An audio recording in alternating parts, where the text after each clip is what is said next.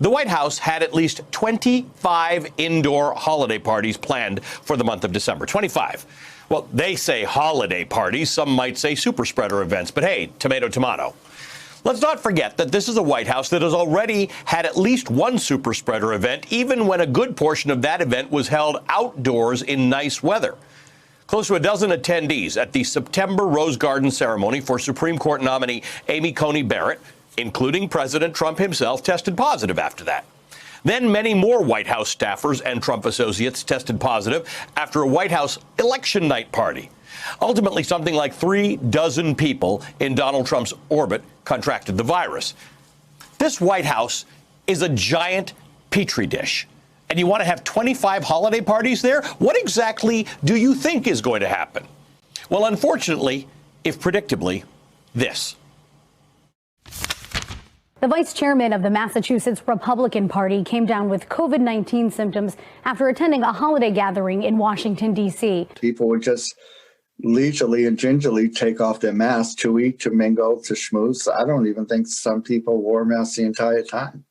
It was a big event, about 200 people. And again, I was as guilty as anyone else. I just wasn't wearing a mask. Mountain says he went to be tested after returning home to Massachusetts. Symptoms of the virus had already set in before he received the positive result. Severe cough, chills, fever, upset stomach, extreme fatigue. The ongoing cough evident in our interview. These health officials.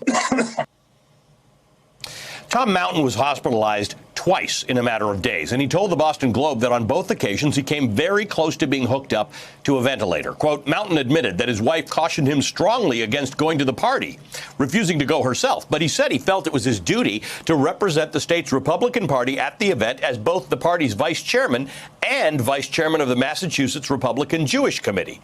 Mountain said that he wishes he had heeded his family's advice. Now, his wife, son, daughter-in-law, and mother-in-law have also all tested positive for the virus. Now, no one can know for certain if Mr. Mountain caught the virus at that party or if he was already infected and was potentially spreading it around that party himself. But if the White House is going to insist on having 25 indoor holiday parties this month, parties that a lot of people invited are going to feel obligated to attend, then President Trump is going beyond negligence. He's actively putting these people at risk.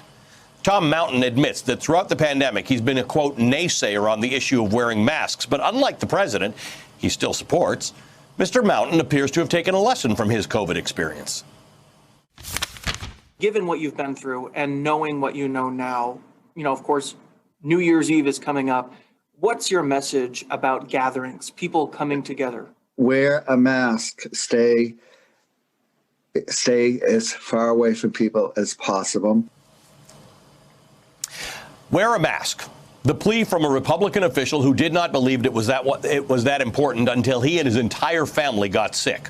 Imagine the difference it could have made if President Trump had come to a similar realization after he was infected at the White House, after he was hospitalized, after his family contracted the virus.